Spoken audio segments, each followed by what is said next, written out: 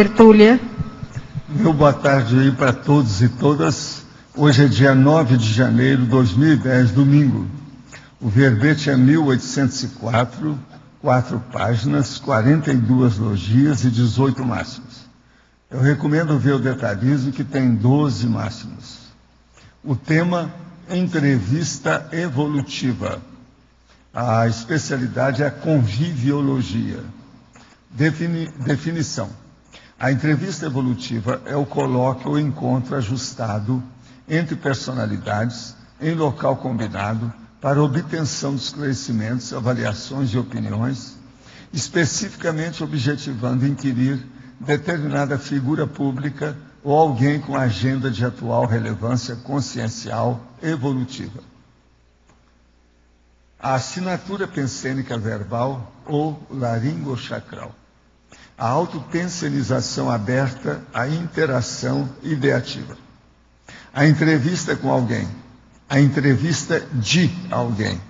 A entrevista preliminar de seleção para o emprego. A entrevista específica de natureza evolutiva. As entrevistas pessoais com consciências evoluídas. As amizades raríssimas. A entrevista com a autoridade competente. As entrevistas com os consciencioterapeutas. O questionário específico para entrevista. A tertúlia como sendo entrevista coletiva diária de conscienciólogos. A primeira entrevista com o amparador das práticas da TENEPS. A entrevista pré-ressomática. A entrevista pós-dessomática. As entrevistas pessoais com consciex evoluídas. A sondagem bioenergética ou parapsicosférica do interlocutor. Na argumentologia, nós temos uma taxologia com 3 tempos básicos da entrevista profissional, exposta através de 14 itens. Então, tem a pré-entrevista, a entrevista propriamente dita e a pós-entrevista. Na remissiologia, destacamos, entre os 15 verbetes, agenda vazia, autoconsciência verbal, balanço pré-evoluciólogo, coloquialismo e interlocução. Frase enfática. A entrevista escolhida, física ou extrafísica, quando cosmoética e técnica, pode sempre aditar algo esclarecedor à consciência lúcida, pesquisadora dos procedimentos evolutivos. Você já promoveu alguma entrevista específica com alguém capaz de oferecer subsídios evolutivos confiáveis? Quais proveitos obteve? Agora a pergunta. De que maneira podemos trabalhar alguns retoques na estrutura da vontade quando temos filhos adolescentes? A primeira coisa aí é mostrar o tempo todo a exemplificação para a nova geração. Agora, para isso, é preciso ter muita paciência para colocar sempre em relevância o que seja prioritário para a evolução das pessoas. Isso é o mais sério que a gente faz. O mais é observar para cortar os excessos, principalmente nesse período da adolescência. Tem que ficar de olho, principalmente, o local, a mesologia e as companhias das crianças. O que mais prejudica o domínio da vontade? O medo, a ignorância ou a dispersão? Olha, isso aí é difícil de falar. Além dessas 3 coisas, existe muito mais outras reações das pessoas. Aí depende do temperamento, a idade da pessoa, a experiência que ela tem. Eu estou falando aqui de consciência. Então isso varia demais. É necessário a gente ver aquele caso específico, ver qual o máter pensando da pessoa, ver o que é que ela tem interesse, qual é a meta que ela procura alcançar. Isso às vezes é mais importante que o resto. Agora, da vontade é que nasce o resto de trabalhos que a pessoa tem a partir dos atributos. Outra, dentro da autopensenidade, qualquer pensene é fruto da vontade, sem dúvida, né? Querendo ou não. É que a vontade, às vezes, a pessoa está agindo, ela nem está pensando o que ela está fazendo. Porque tem gente, então, às vezes, que é subordinada às condições, às outras pessoas, às consciências, etc. Quando a vontade da consciência não interfere sobre os seus pensamentos. Por exemplo, às vezes, na questão do heteroassédio, que vem de fora, é o exopensênio. Isso aí também varia muito, porque aí nós estamos mexendo com o cerne da consciência, que é o processo da vontade e o maior poder que ela tem. De modo que esse negócio de não interferir nos pensênios, às vezes uma pessoa está no mundo, é selenita, é lunática, está no mundo da lua, está no onirismo. Então aí ela às vezes não tem lógica. Mas veja, a vontade de qualquer maneira está atuante. Outra, estou confuso. Ontem o senhor disse que estou com um boi na linha. Eu devo continuar com os treinos energéticos ou parar com eles? Não. Se você tem testosterona, predisposição, você deve continuar e usar o seu EV. Agora, você vai deixar que as consciências vão tomar conta de você? Isso é loucura. O negócio é continuar. A gente, quando alerta isso, já deve ser o seu amparador, ou alguém que se interessa por você, extrafisicamente, que dê um jeito de você perguntar e eu chegar a falar essas coisas, esclarecer o caso. Deve insistir. É por aí que a coisa melhora. Viajarei esta madrugada próxima para a África do Sul. De que forma poderia aperfeiçoar lá o efeito do poliglotismo na ampliação do universo pessoal de possíveis interlocutores nesse país, que tem como línguas utilizado o inglês, que eu domino, o africana, que é uma mistura de inglês e holandês, e outros 10 dialetos locais. Além de assim, diz assim, de que forma melhorar esse efeito? O problema é o seguinte: aprenda pelo menos alguma das palavras-chave do africâner, para você ter um contato maior junto com o inglês. Pega as palavras-chave, vê o que é. Uma boa coisa é pegar aqueles livrinhos que dá as 500 primeiras palavras para um viajante e ver o africano. O africano não é difícil, é só ver as coisas, porque tem muita coisa que é holandês, isso tem muita coisa tipo inglês, tipo alemão, etc., aquela coisa. Outra, o professor tem alguma explicação para o fenômeno dos estigmas de Cristo? Sei que existem situações de fraude, mas também existem casos de difícil constatação. Por exemplo, do padre Pio de Pietrelcina.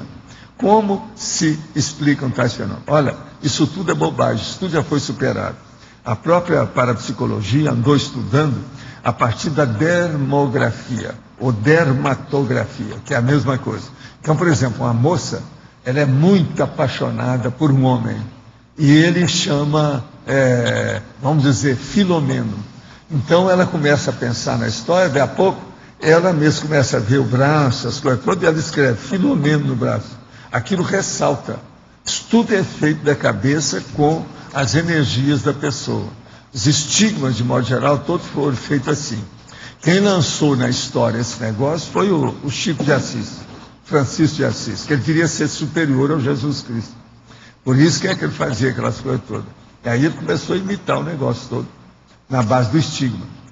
De modo que isso tudo é um processo da autopensenidade. É a vontade da pessoa trabalhando nas energias e fazendo isso que a psicologia gosta de chamar. Como é que a psicologia chama? O que é que funciona no corpo? Tem um nome. Somatização. Esse que é o termo. Agora, outra coisa que eu queria falar para vocês. Eu estou aqui com a pasta da Apex. É muito bacana, tudo sério. Mas o processo mais bacana é isso aqui. Vai ter aí um curso gratuito para os voluntários da Cognos. A pessoa só vai pagar R$25 para pagar as apostilhas e o coffee break, mais nada. O curso é gratuito. Isso foi pedido da Unicim para a Apex. Então eles vão dar o curso, chama Identificação das Diretrizes da PROEX. Turmas especiais, qualificação dos voluntários da Cognos, em Foz do Iguaçu. Agora, o curso, ele busca debater e esclarecer as seguintes questões. Quais as diretrizes da minha PROEX? Qual a especialidade que eu quero me dedicar? Qual o meu papel na Max PROEX? Em qual IC eu serei mais útil? Agora, as turmas são, primeira turma, são 3 turmas. Primeira turma, 15 a 16 agora, daqui a 6 dias. A segunda, 19 a 20 de fevereiro próximo. E a terceira, 26 e 27 de março. Então, aqui tem os dados todos. Agora, os 25, isso aí, quer dizer, o curso é gratuito. Os 25 é só para cobrir mesmo o material que usa ali. Agora, aqui tem os dados das turmas especiais, o problema que vai ser, se alguém quiser ver com mais detalhes, está aqui. Eu acho que as pessoas que ainda não fizeram curso na TEC deviam entrar nessa. É uma oportunidade. É por aí. Está aqui, se alguém quiser ver com calma, vai ser bom.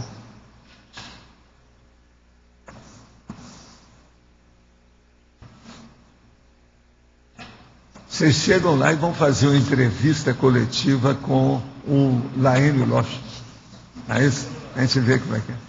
Mas então, você conseguiu? Deixa eu ver como é que é.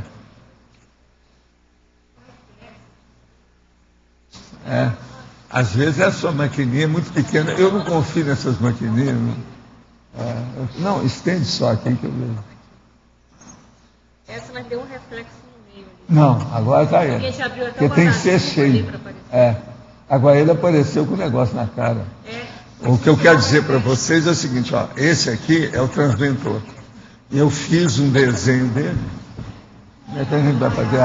Aqui está danado, né, para mostrar ele.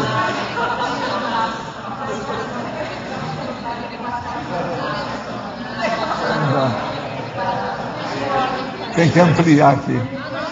Teria que dar para eles ampliar lá. Colocar lá dentro que dá. Isso aqui é o perfil dele. Eu fiz isso há muito tempo, como chamou a atenção lá do Pedro, elas foram lá também e viram. Agora ele aí está bem ele. Agora o que é engraçado é que ela fotografou, saiu deformada a fotografia. Agora não, agora está perfeito. É ele mesmo. É do jeito que eu desenhei. Agora, ele é daquele jeito.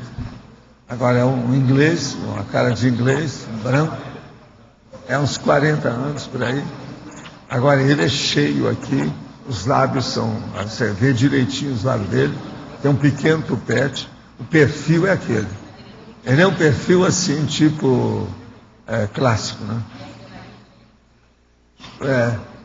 Agora, eu fiz aquilo assim, uma vez. E deixei lá, porque... Isso foi quando a Graça viajou, eu vi que tinha uma turma dele. Então, assim, eu estou sozinho aqui, vamos chamar o povo do transmentor. Fixei lá na entrada. Já faz uns 10 dias que ele está lá na entrada, tá? Porque lá tem uma lousa que a gente dá para colocar, escrever as coisas. Então, ela viu, eu falei, não, vocês tiram a foto, porque assim você vai ver. Agora, é bom nessas concierges a gente fazer só o perfil. Porque, entende? Você vai ver o negócio, já mostra que é virtual. Valdo, aqui. B. Flávio, nós compramos um software que é esses de criar imagens, né? Esse como o da Polícia Federal. Então, o Gustavo deve instalar esse programa que aí vai facilitar exatamente essa montagem de estereótipos, né, para fazer esse trabalho. Então, possivelmente, ele deve estar para instalar isso ou esse mês ou mês que vem. E a ideia é exatamente essa, para que a gente possa, através dessas percepções, colocar... Vocês podem pegar esse contorno que está lá, preencher de várias maneiras, até eu falar, não, fica mais próximo a ele. Retrato falado, exatamente. Retrato falado. Law and order. Vamos ver se eles... aumentam lá para você ver, é só o perfil, mas você vê bem a personalidade. O que é bacana, você sabe, na gente fazer uma ilustração, é pouca coisa mostrando muito. É justamente o que eu fiz. Aquilo lá é dos meus desenhos, tá? É meu estilo é aquilo. É bom que vocês fiquem sabendo.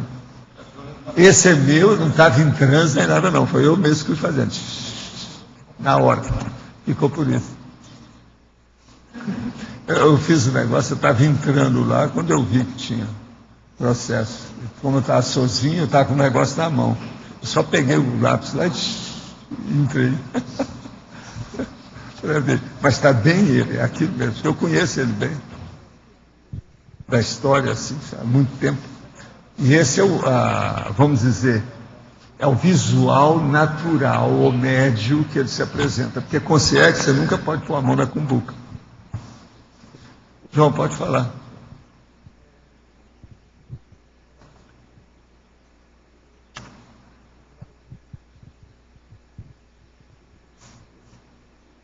Isso é o jogo dos microfones. Aqui na trinomiologia, na página 72, pode falar do último trinômio? O último binômio, o binômio sinceridade e confiabilidade. Trinômio. O trinômio que você quer? Então, o trinômio, retrocognição, ruminação, autorreflexão. Retrocognição, você sabe, é o processo da lembrança, da rememoração, aquilo que a pessoa lembra. Pode ser uma coisa recente ou uma coisa remota. A ruminação é a pessoa que começa a pensar em cima do processo.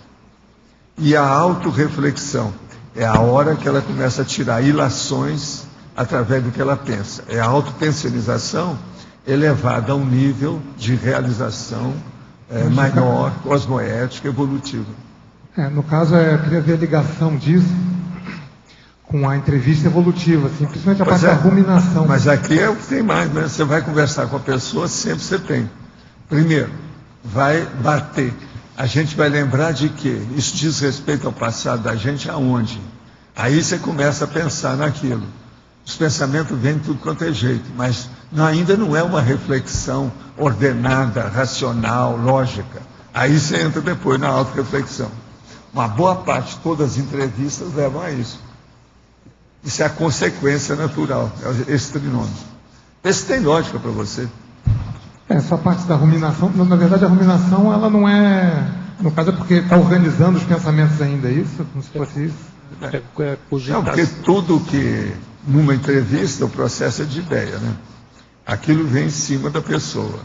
Ela começa a fazer as conotações.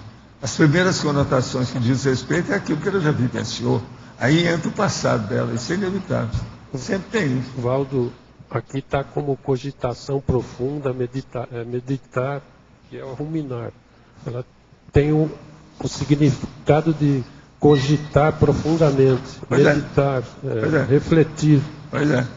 Mas agora, a ruminação quase sempre é que vai e volta. É uma reflexão que não sai do lugar, às vezes. Está entendendo? Por isso que tem depois a autorreflexão, que é a oficial, a profissional, a de alto nível intelectual, lógico, racional. Professor, professor aqui, aí na fatuística, né, na página 7.1, seguindo esse raciocínio, a entrevista específica de natureza evolutiva. Aí tem entrevistas pessoais com consciências evoluídas e as amizades raríssimas. Eu pergunto, como conduzir uma entrevista de natureza evolutiva quando encontramos amizades raríssimas? O que a gente deveria explorar para que... O que é que aquela pessoa pode ensinar a você? Você encontra com a pessoa, ela começa a falar algumas coisas, aquilo esclarece você começa a notar. Isso já é um viés, é uma vertente para você entrar por ali para explorar a sua pesquisa. É por aí, não tem saída. O problema é você ver o que é. O que é que aquela pessoa pode esclarecer? No caso, se essa amizade fosse já pessoas que já foram familiares seus, né? Não interessa quem é. Interessa? Interessa a qualidade do que a pessoa fornece para melhorar o seu processo evolutivo. Diante da afinidade. Agora, a gente falar em afinidade, eu queria que vocês batessem umas palmadas com uma pessoa que já fazem quase 20 anos que eu não via.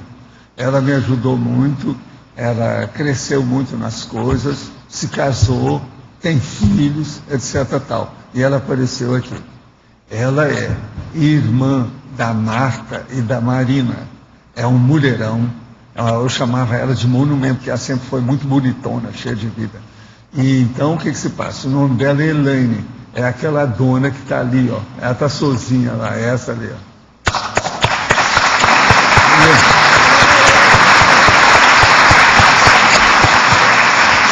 Essa aí já me ajudou muito quando era mais mocinha, etc. tal, com as coisas todas lá, as coisas nossas, da conscienciologia e etc.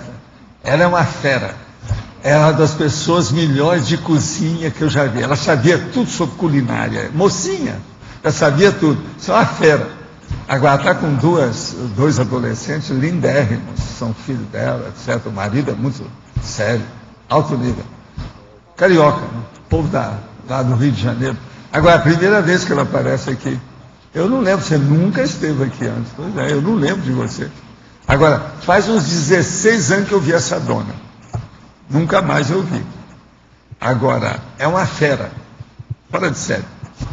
Você sabe, elas são várias irmãs. Essas três sempre nos ajudaram muito. A Marina, então, sempre foi. Depois veio a Marta, depois veio ela. Agora, você morava lá na Barra, né? Para aquele lado, não é isso? É, na Barra da Tijuca, eu lembro da história. É. Acho que a última vez que eu te vi foi nessa época. Logo que você casou e tal. Depois nunca mais eu vi. É. Mas, ó, é gente boa. Tudo é o processo.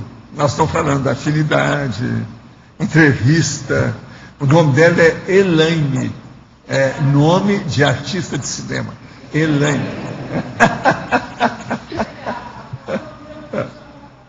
Essa de casa. Tudo é gente do meu passado. Entende? Por isso que eu estou falando. Então aqui entra aquele negócio de retrocognição, etc. Tal. Valdo, aqui na Principiologia você coloca o primeiro princípio político da inseparabilidade do grupo Kafka. Que me chama a atenção. Engraçado é que eu estou escrevendo um negócio sobre isso hoje. É? Brabo. Ainda não acabei, não. Só comecei os primeiros rudimentos da ideia. Mas o que já arranjei 6 itens para ver. Sabe o que é? A minha hipótese? Mas eu ainda tenho que estudar. Eu não sei como é que vai ficar. Estou falando aqui o grosso. Mas o caso todo é o seguinte. Eu parto do seguinte princípio. Viu, Cris? Urubucera é essa. A evolução, a pessoa precisa de viver com as outras pessoas. Não é cada inseparabilidade do grupo K. Sem isso, a pessoa não tem bem-estar. Agora, para ter bem-estar, a pessoa precisa do bem-estar para ela se sentir bem com a vida. Então, veja bem, quando a vida é aprazível, é confortável, etc. Assim, ela adquire aquilo que o povo busca, que é a felicidade, etc. Mas o termo que eu quero é o otimismo. Então, por que você deve ser otimista? Porque você tem que viver com os outros, você tem que ter um bem-estar e você tem que ver as coisas boas, senão você não evolui. Uma pessoa pessimista, ela regride. Se ela estaciona, ela regride. É isso que eu quero dizer. Então, o que eu estou fazendo? Eu estou arranjando 100 itens da linguagem culta, sabe? Que estão no dicionário, classificando as pessoas. Então, por exemplo, uma pessoa ínclita. Então eu falo assim, a maioria da massa humana impensante não lê dicionário, e muito menos dicionário da língua culta. Então eu estou pegando aqui 100 itens e dando para você refletir sobre essas pessoas com o qualificativo, os trafores dessa pessoa. Uma pessoa liana, L-H-A-N-A.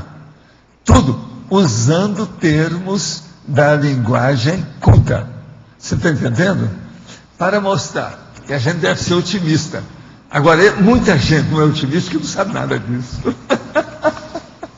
O que vocês acham do argumento? Isso é um argumento. Hein? Agora, o meu caso é arranjar essas palavras. Eu já estou, parece, com 81.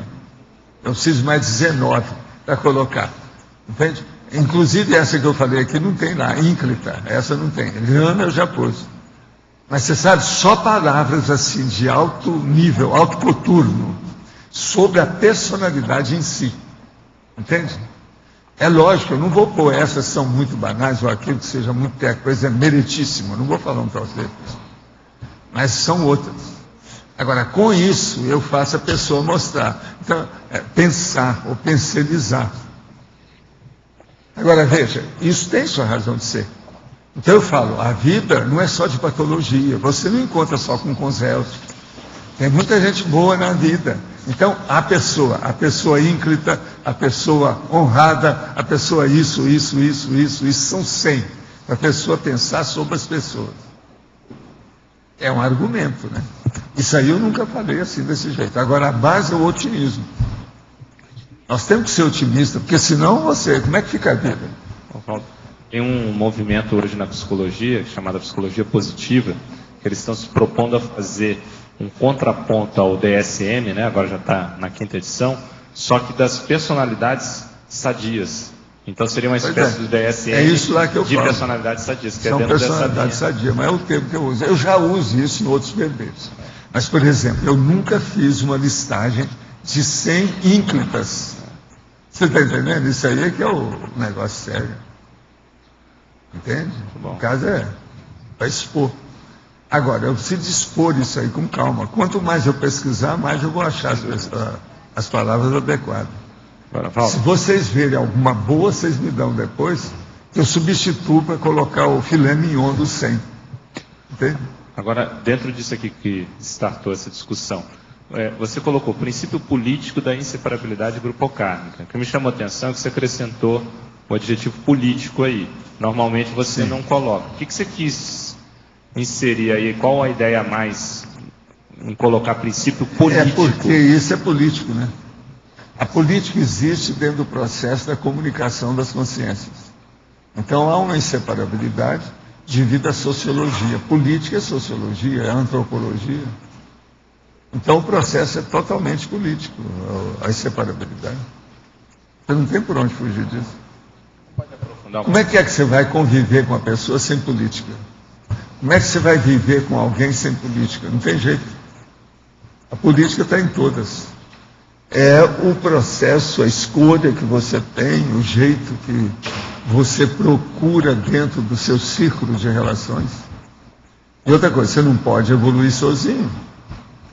Agora, a política mais séria, qual é? É a interassistencialidade cosmoética. Aí é que entra o X. A inseparabilidade está nessa. Agora, o princípio da interdependência evolutiva, o princípio do posicionamento pessoal, olha aí, isso é político. O princípio da liberdade de expressão, esse é mais político ainda. Liberdade de expressão foi uma das coisas justamente que liberdade, aí no caso, da Revolução Francesa. Liberté. É justamente isso aí. Agora, o princípio administrativo, pensar globalmente, esse é para você, né? E agir localmente. O princípio da descrença, o princípio do exemplarismo pessoal, o princípio da análise, que é o que a gente está fazendo, o princípio da síntese, que é o que eu estou tentando chegar, e o princípio de cada consciência ter algo a aprender e ensinar. O aprender aqui está faltando um R, eu já sei, nós já notamos. Mais ou menos é isso, tá certo? Sim. Aqui, ó. Aqui, ó. Ali no efeitologia, o segundo efeito e o último estão repetidos. Ah, tá. A gente tira isso, não quer dizer nada, não. E agora, aproveitando... Você está com olhos de ver, eu não estou. Muito bom. Vê se tem mais por aí. Tá. Não tem mais. Aqui no sinergismologia, o segundo, podia falar um pouquinho? Atenção. O sinergismo, atenção, educação e paciência. Ah, não diga, isso aí é uma das coisas que nós todos precisamos. Eu tenho feito uma força danada com isso. É atenção, educação e paciência. Às vezes eu erro nisso, não sou muito bom nessa história, não, faz força. Mas é o que a gente precisa, né? Porque com a atenção, você caminhando para a educação, a tendência é você ter paciência.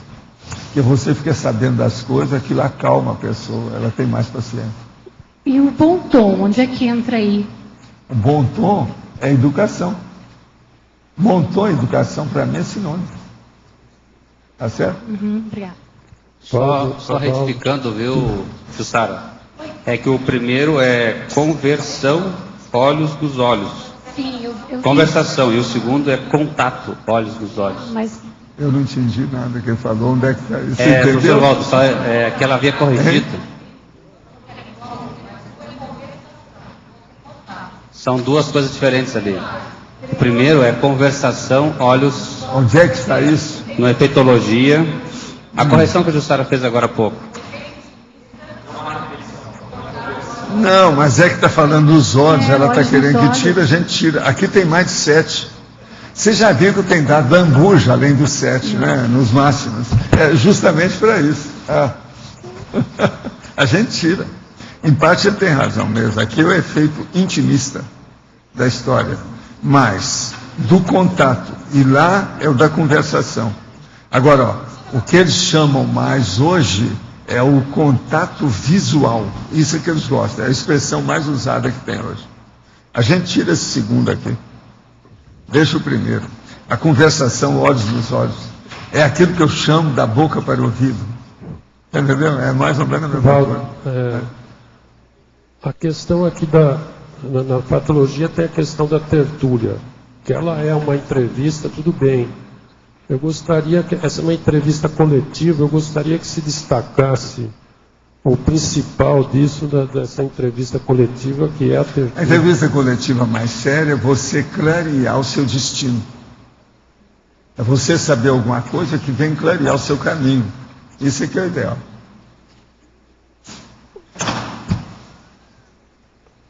Eu queria falar uma coisa para vocês. Vocês estão vendo essas 3 pessoas que estão aqui junto com a Solange? Ele é meu primo, ela é a senhora dele, e ele aqui é o Vitor, que é o filho dele. Ele é meu primo de 1º grau, que eu não conhecia, tá bem? É filho de uma irmã da minha mãe, filha que era filha do meu avô Felipe. Ele chama Davi, ela chama Ludmila, e ele é o Vitor. Eu queria que vocês dessem uma salvada de palmas.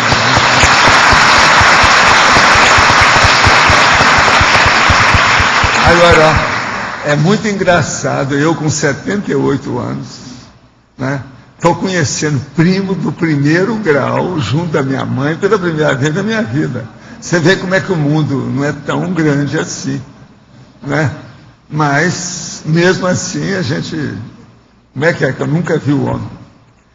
O Davi, a Ludmila e o Vitor. O Vitor parece um homem, estuda tudo. Enquanto eles se interessaram por alguma coisa lá embaixo? Ah, é? Você gostou daqui, Vitor? Gostou? Ah, então tá bom. Ah, então tá bom. Agora, ó, olha lá depois o caso dos livros dele, ele olhou? Ah, levaram os livros aí. Todo mundo que vem aqui leva chumbo, sabe, ô Davi? Todo mundo leva chumbo. A gente dá uns tiros na pessoa, com a ideia. Agora, a Lud vai te ajudar aí nessa história com os livros. Eles moram em Brasília, trabalham com certas áreas do governo lá, a situação toda. E o Vitor, eu gostei muito de ver o Vitor aqui. Gostei muito. Você é meu chapa de vidas passadas. Né? Olha lá o jeitão dele. Ah, tá no telão?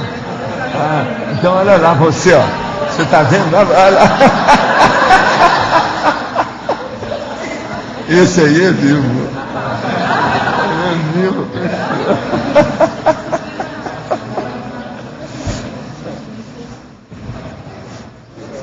Mas olha, o que você queria? Pode falar.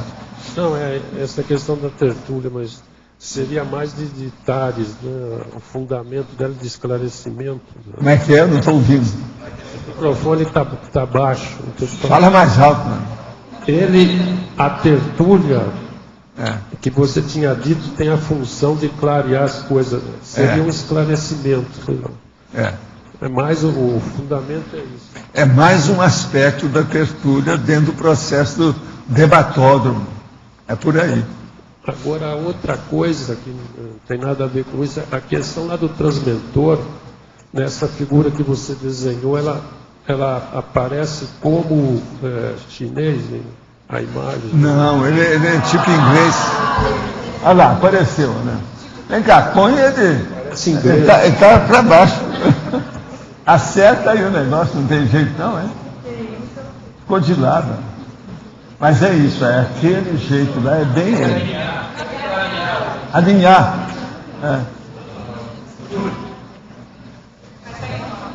Aqui, faz assim, ó. Assim, muito bem. Na minha terra é assim. Mas olha, esse aí é mais ou menos ele. A situação é bem minha daquele jeito. A aparência de inglês, Valdo? É? É como se é inglesa? O jeito dele, se olhando, tudo parece inglês. Agora, a cabeça dele é cheia daquele jeito, o perfil é bem cheio, os lábios aparecem bem claro. Agora, ele é moço, cheio de energia. Mais ou menos é isso. Por aí, se vocês verem uma consciência dessa fora do corpo, abre o olho. Viu? É. Ele é mais, ele é branco, a pele é clara e o cabelo é menos escuro do que o cabelo dela. Mais ou menos do dela aí para menos. Mais claro. É bem mais claro um pouco. Mais claro. Qual tipo de roupa que ele aparece? O tipo de roupa dele? O tipo de roupa que ele usa? Não, ele às vezes usa essas roupas nossas mesmo, ocidentais aí, sabe? Tipo paletó, gravata às vezes. Agora, você sabe, isso varia infinito, né? Eu gosto de fazer só assim uma configuração, porque isso é psicossoma, né? Ele transfigura, tudo muda. Por isso que eu deixei, eu não coloquei ali o pescoço, coloquei só veio até aqui. E aparenta como... Agora outra coisa, ele é mais ou menos da minha altura, e ele como vocês estão olhando lá, a tendência dele é mais dolicocéfalo. Entende? Do estilo, assim. Mais ou menos desse estilo. E aparenta como se fosse um homem de quantos anos, assim, na no máximo uns 40, você não dá nem isso para ele. Ele é moço. Mas é assim, é como se fosse um cara balzaquiano de 30, mais forte, bem sábio, entende? Está bem assentado. Como se tivesse mais, vamos dizer, mais substância por dentro.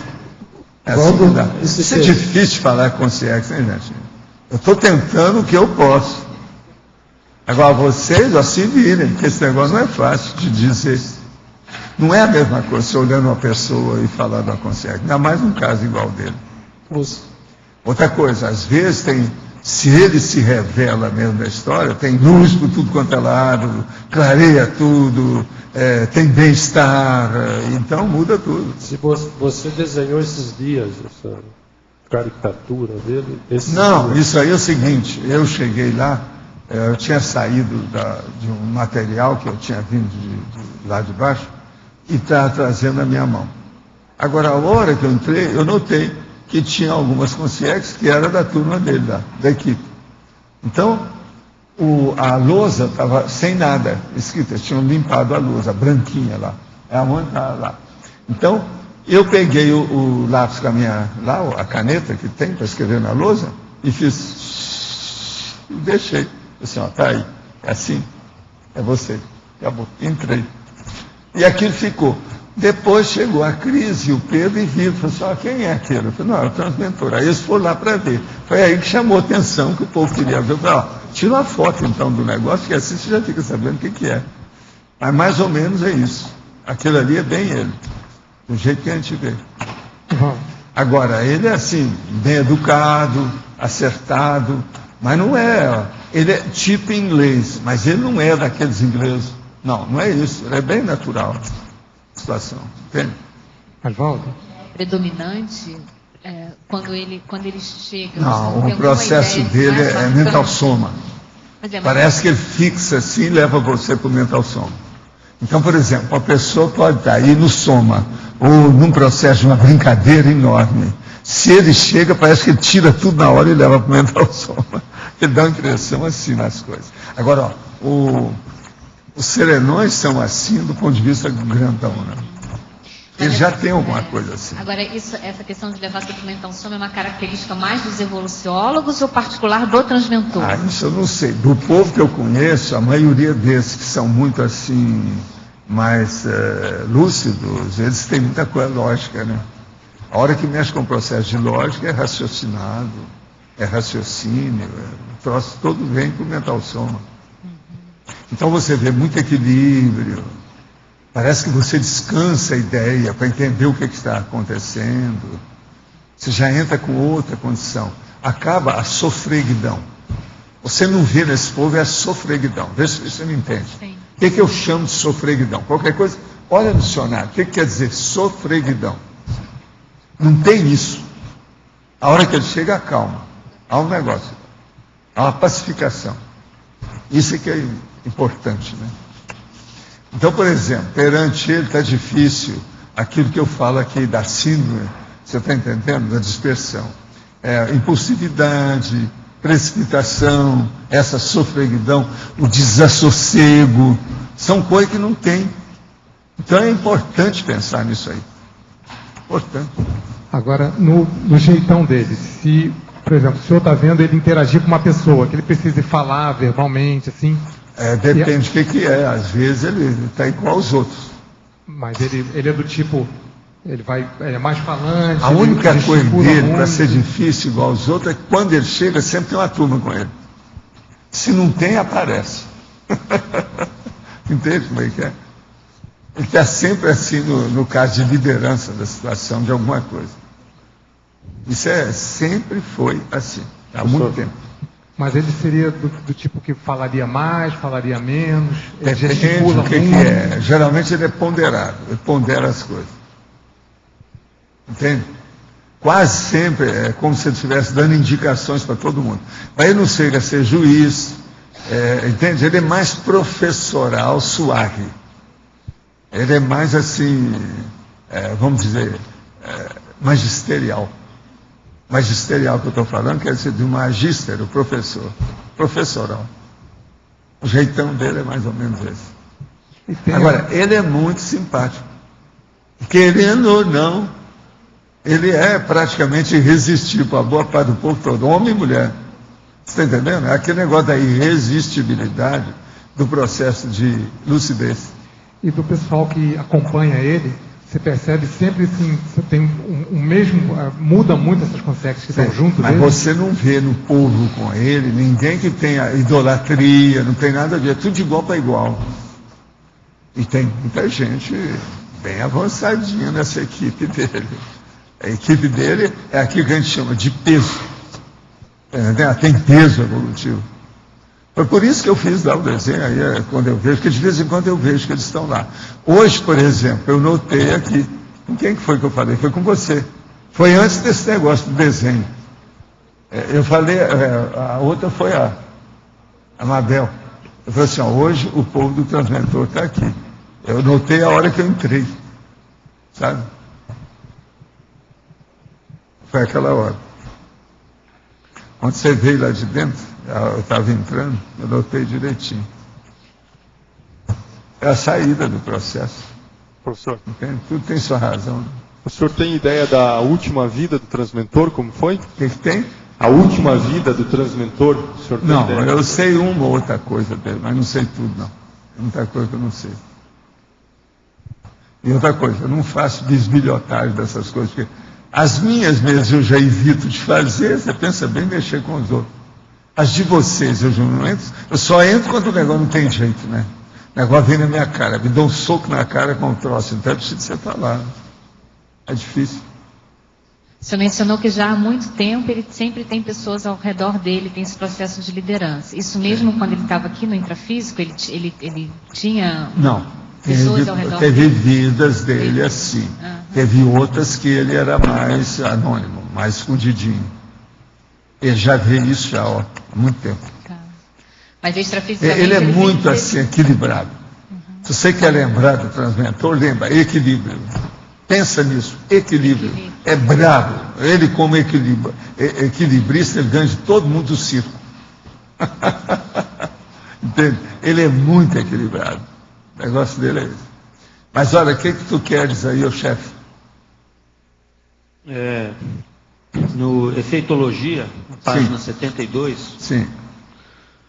Se você puder expandir um pouco esse primeiro aí, o efeito esclarecedor da interlocução educada. Depois tem outro. Então a primeira coisa que você precisa disso é o seguinte: para ele esclarecer você, quer dizer, uma interlocução, uma conversa que você tem com alguém, para essa conversação esclarecer você, você tem que ter um pouco de equilíbrio. Esse equilíbrio é educação. A educação o que é? É saber falar e saber ouvir. Então, isso é que é o efeito da interlocução. Uma entrevista, antes de mais nada, ela tem que ter a fala, que é o Larino Chakra, e tem que ter o ouvido, que é a audição. Então, da boca para o ouvido, ou seja, o que for, mesmo publicamente, como é aqui, eu, por exemplo, estou fazendo a interlocução entre nós dois aqui, ó. Isso, então, a primeira coisa que precisa é a educação, de saber falar e saber ouvir. Então, veja, é a emissão e o retorno. Isso é que é a base de tudo.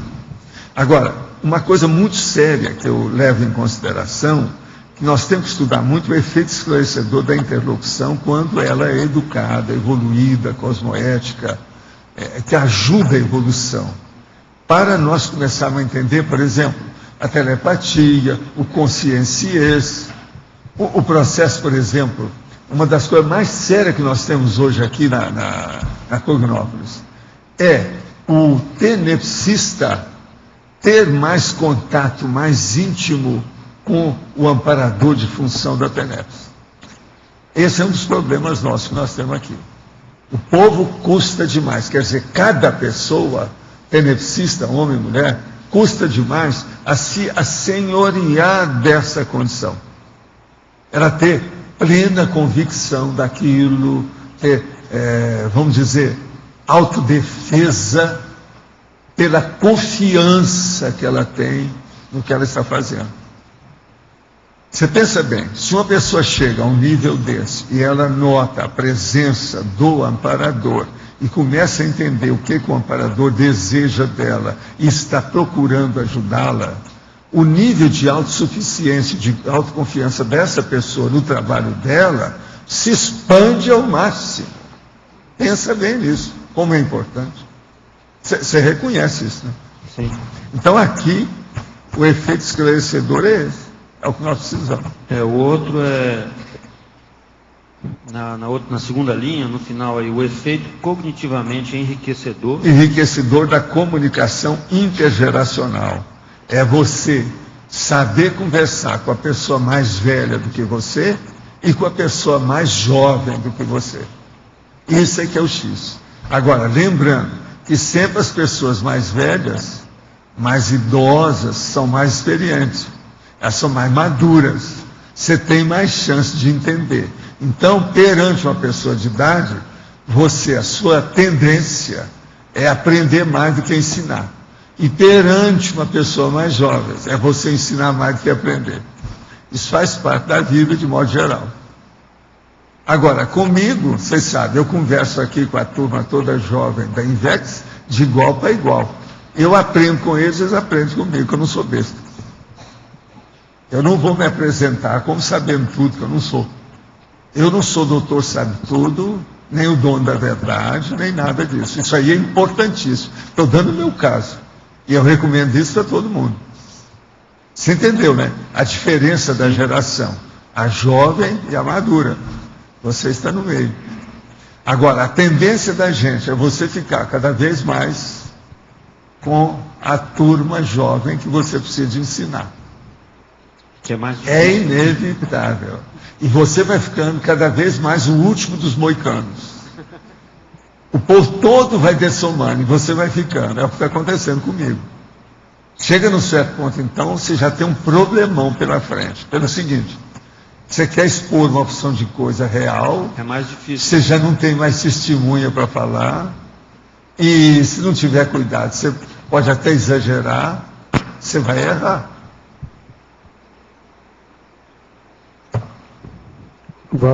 Aproveita enquanto você tem as testemunhas para chancelar o que aconteceu.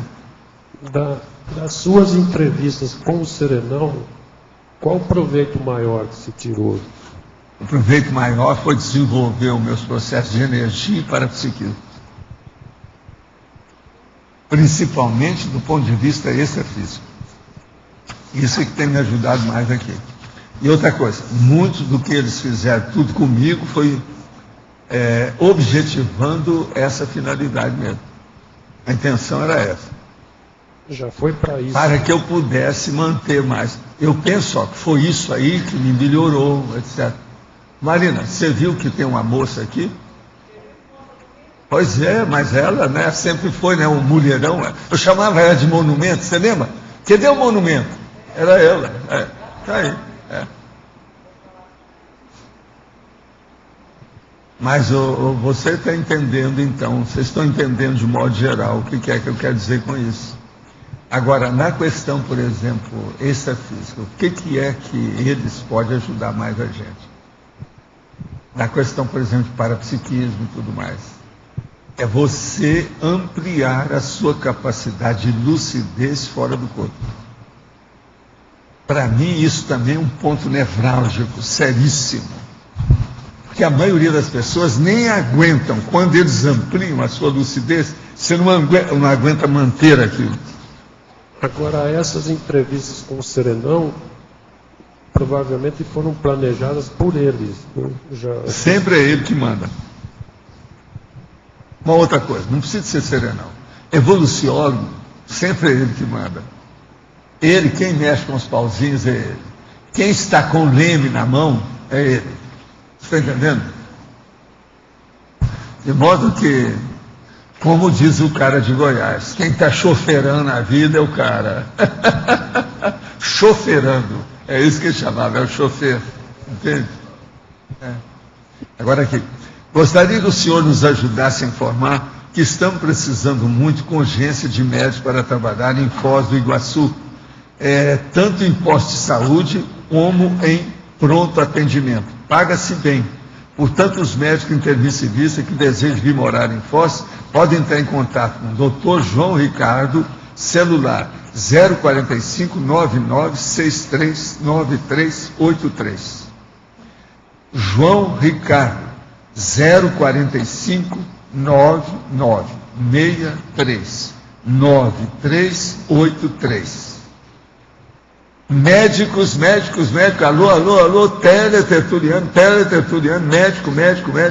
Foz do Iguaçu chamando, está precisando de médico aqui, paga-se bem. Várias áreas. É só falar com o João Ricardo.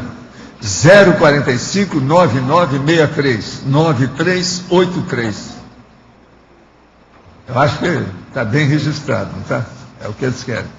Agora, vocês lembram que o meu amigo Paulo me pediu para arranjar mais médico para ele? Faz uns 2 anos isso, não faz? Eles ainda estão precisando até hoje.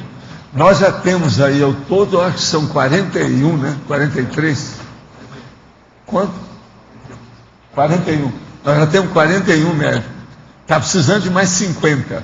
Pode vir. Outra aqui.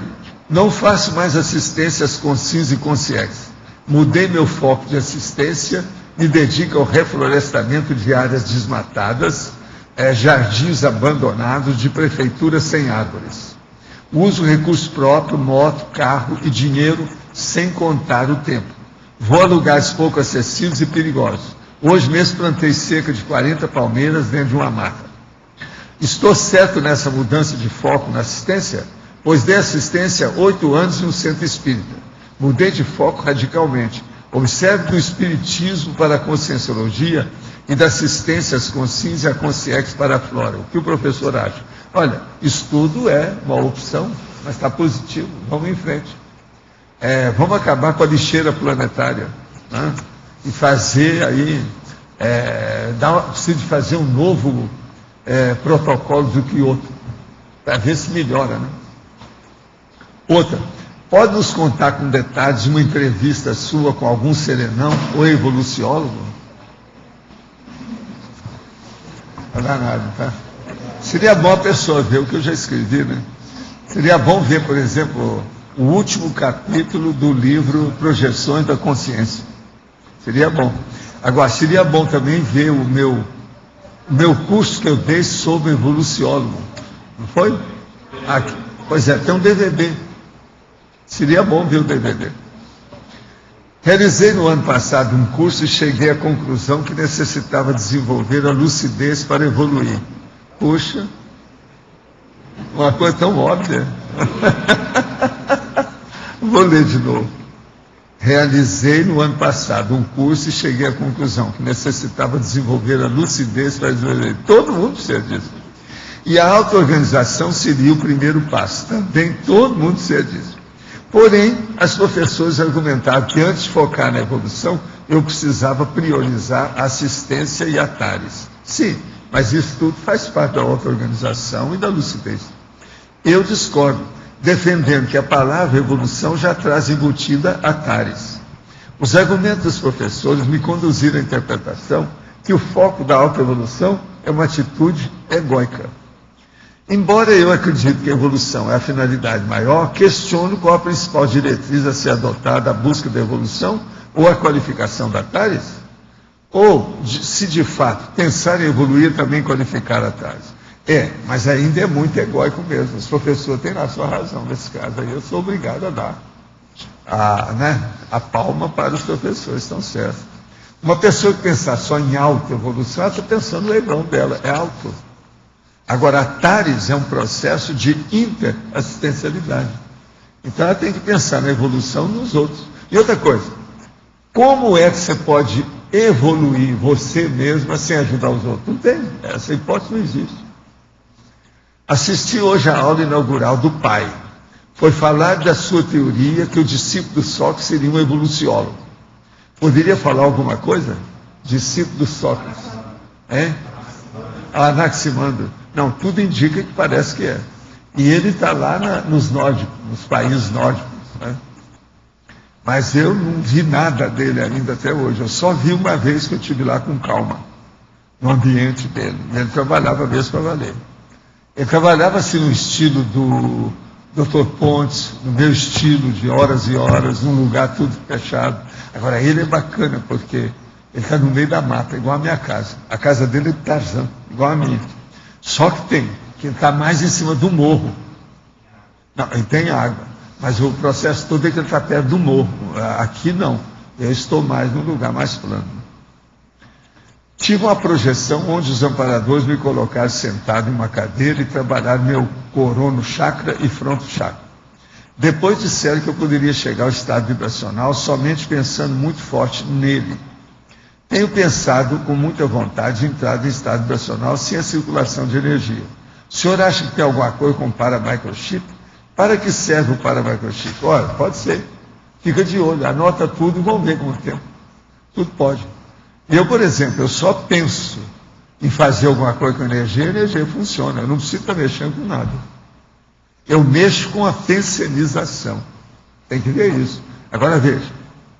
Eu não sei se você é isso ou se tem alguma coisa que detona. Se colocar um detonador em você, alguma coisa no dedão aí no halo, ou na cachola. O contato ou absorção e exteriorização de energias mais positivas, quase imanentes, depende do PEN. De que maneira?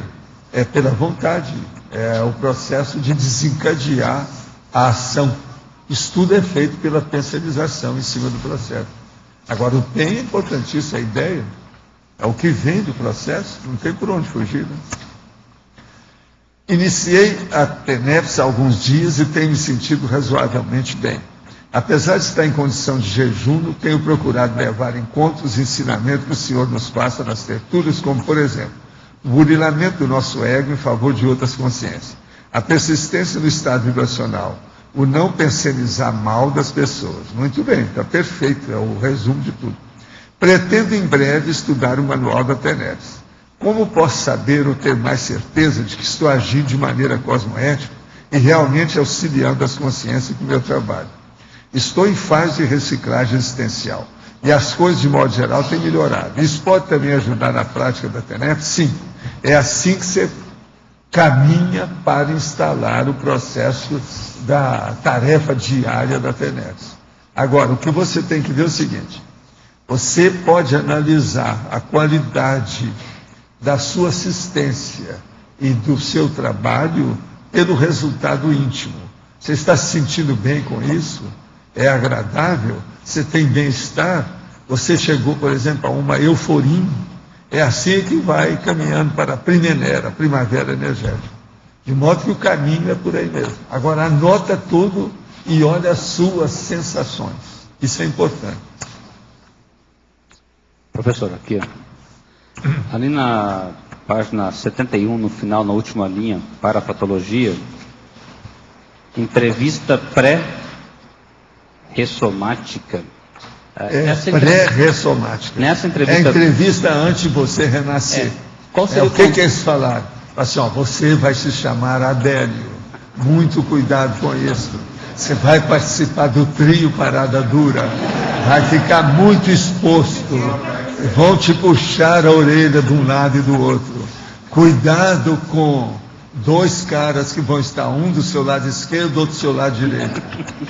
A esquerda seria o... Não, eu não sei se eu lembro. Talvez esse seja da direita. Então é. E do outro lado, você sabe, olha lá, o cara está lá em cima. Hoje, o trio Parada Dura está aí. Está completo. O conteúdo principal dessa entrevista, assim, o que seria essa preliminar para você renascer? Não, ele deve ter chegado, quantos anos você tem atualmente? Hoje 44. Então ele deve ter chegado e falado assim, quando você chegar aos 44 anos, você dá um balanço na sua vida e vê se tudo isso que nós resolvemos aqui, você cumpriu. Porque aí você está na metade do caminho. Você está na metade do caminho para ver o resto, para chegar a 100 anos. Já estipularam mais ou menos a sua sobrevida. A sua longevidade vai a 100 anos. Estes checkpoints, esses pontos de checagem, podem ser também assuntos dessa entrevista? Tá? Aí você vai ver lá, que um dos itens está lá falando assim, sair da República Gaúcha e ir para o Paraná. Essa você já ganhou. Você já ganhou de cara. Isso aí é muito importante. Agora, depois lá está para assim, tem que fazer meia dúzia de artigos. Isso você já começou a fazer. Agora, tem que fazer 10 verbetes da Enciclopédia da Conscienciologia. Tem que fazer 2 livros preliminares para aprender novamente a escrever no século XXI. E depois, tem que fazer a Mega Gescom, que é um livro que é a obra-prima. Então, o que está faltando? Aos 44 anos, você está em dia? Não. Tudo indica que você está em dia. Acho por que incrível que pareça. Se levar em consideração os verbetes, já está fora. Então, de modo geral, estou fazendo o resumo da sua entrevista. Então, basicamente, seria uma rechecagem, então, da ProEx, basicamente. Às vezes, mas às vezes uma coisa muito importante, falando seriamente mesmo, é que a própria Consciex pergunta algumas coisas para esclarecer o negócio. Então aí a gente não sabe o que você perguntou, né? Porque é você que sabe o que você sente.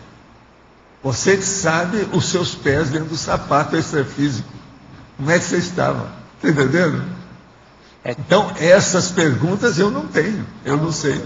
Tipo de pergunta? Que tipo de pergunta? Não, por exemplo, a hora que ele ficou relembrando as vidas deles anteriores, as vidas dele. E aquilo ele tirou uma média daquilo que é o mais importante. Então ele viu, não, esse trafar é que eu tenho que abrir o olho. Às vezes ele queria perguntar alguma coisa sobre aquilo. Seria, no caso, um mega trafar. Entende? Fazer a profilaxia. No caso dele, por exemplo, manipulação de pessoas, que isso acontece com muitos de nós, que eu não estou falando o caso bem dele. Mas, veja, é um processo da gente que mexe com a administração. Outra coisa, o que é que eu fui fazer na vida? Ele teve um processo de administração. Então, isso tudo, eu não sei se ele fez uma pergunta assim. Entendeu? Neste caso, você estaria fazendo uma avaliação prévia para garantir uma maior segurança na ProEx, né? Para ter uma visão melhor. As últimas dicas antes de renascer, vamos dizer assim. É o óbvio. E outra coisa, naquela condição você estava muito lúcido. Você estava com toda a recuperação dos seus cons máximos, os magnos, como nós chamamos. Então isso a pessoa pensa com muita acuidade, com agudização. A holomaturidade aumenta. Entendeu como é que é? Então, ter retrocognições mais ou menos nesta entrevista seria muito interessante. Mas você já vai lá com tudo. Outra coisa, só de você chegar perto dele, a psicosfera já te aumenta. Você não tem bloqueio energético ali, cortical, não tem nada disso. É você no seu máximo. Você deu o que você pôde. Isso aí Mais do que isso, você não tinha. Você está entendendo como é que é? É mais ou menos a entrevista final do curso intermissivo, vamos dizer assim. Se a pessoa... Praticamente, essa é o pós-escrito, é o pós-fácil, é o extra, entendeu? O plus. Isso com o evoluciólogo. É o upgrade da coisa. É o faroel intelectual. Isso é a entrevista com o evoluciólogo. Quase sempre. Bobo daquele que vai ficar preso na moça que ele vai encontrar. No caso dele, a moça que ele vai encontrar. Ele tinha que dar valor para o evoluciólogo, porque esse é que está acima dele e acima da moça. Está ajudando a dupla evolutiva. Agora, Valdo, no nosso caso aqui, do grupo da Conscienciologia, o evoluciólogo mesmo que a gente teve mais contato foi o transmentor? Uma boa parte dele, né? Ele que dirige. Agora, às vezes, não é ele, são o povo que trabalha com ele, tudo equivale ao serviço. Não, mas tudo bem, mas era... Mas tudo é mais ou menos, tem muita gente com ele. Está nos meus processos. E você sabe, quanto mais seja ele, melhor para mim, né? Para o meu trabalho.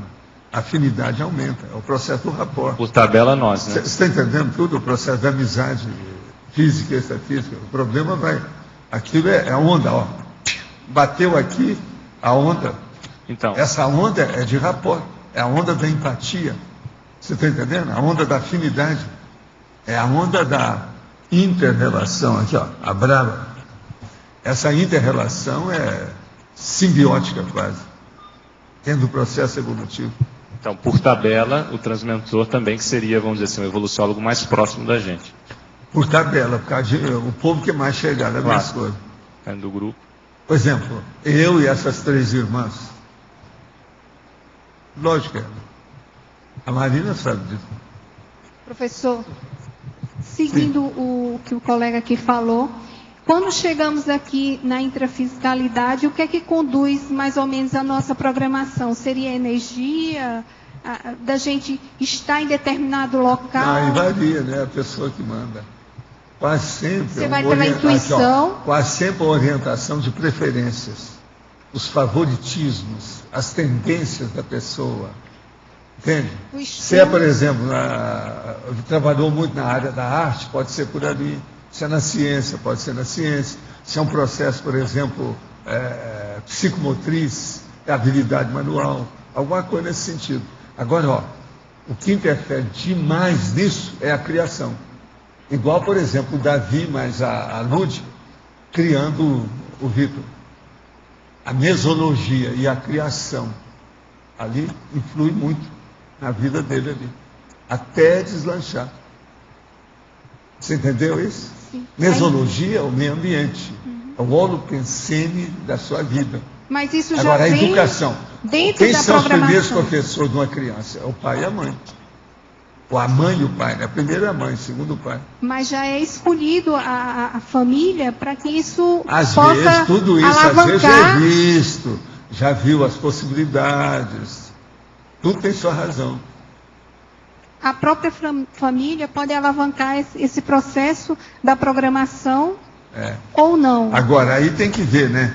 Tem a família que já vem bem constituída, então a pessoa vai já nascer dentro de uma condição bem construída. Tem outras que são desagregadas e por aí vai. Aí depende do que é.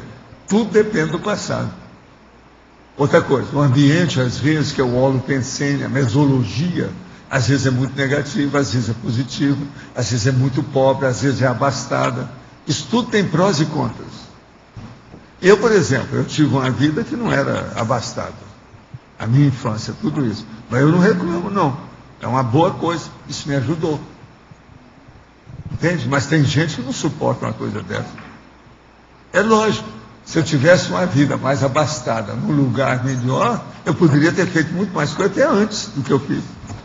Mas veja, eu poderia também ter me desviado. Depende da Saiu personalidade. para outro lugar aí, porque aquilo me atraiu, um processo do passado, alguma coisa. Então, tudo isso é muito relativo. Depende da personalidade e do nível Depende da pessoa. da tendência. E quais são as suas preferências? Quais são as coisas favoritas a você? Isso aí é seríssimo. Entende? Tem pessoa que às vezes ela evolui pelo hobby. Pelo quê? Hobby. Pelo lazer. pelo passatempo, pelo clube. Ela às vezes precisa daquilo.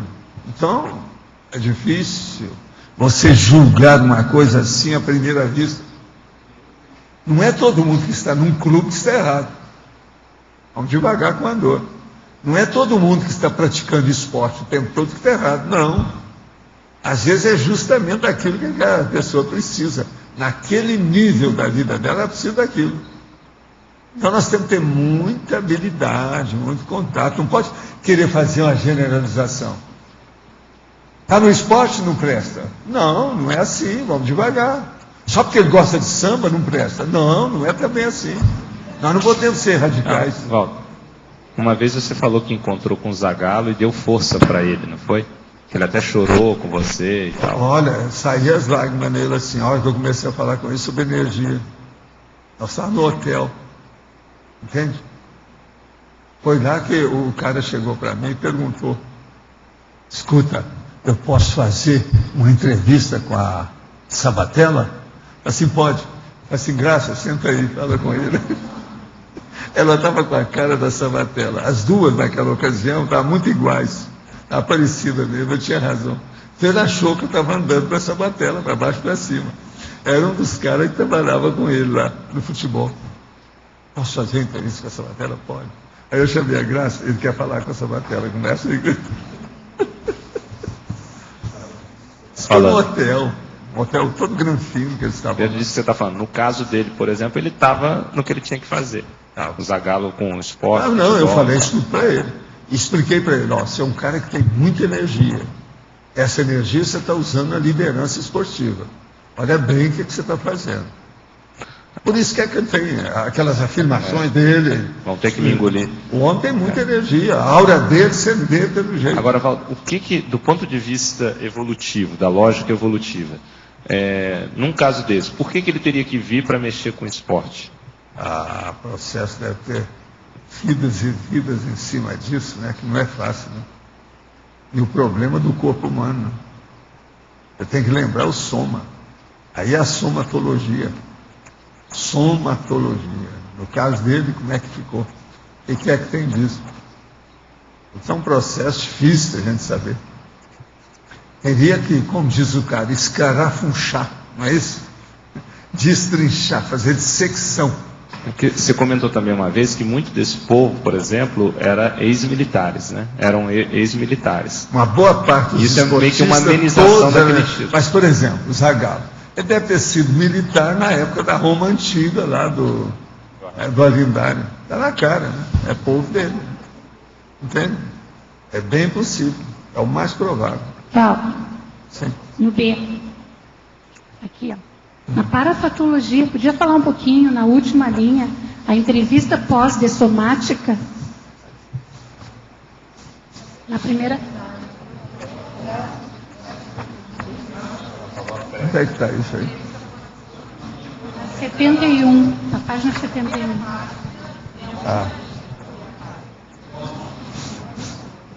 A entrevista pós-dessomática. O que eu estava falando ali com a Adélio é entrevista pré-ressomática. Agora, a pós-dessomática é depois que passa a longevitar e entra na dessomatologia. Entende? O processo é esse. É a entrevista do que foi feito.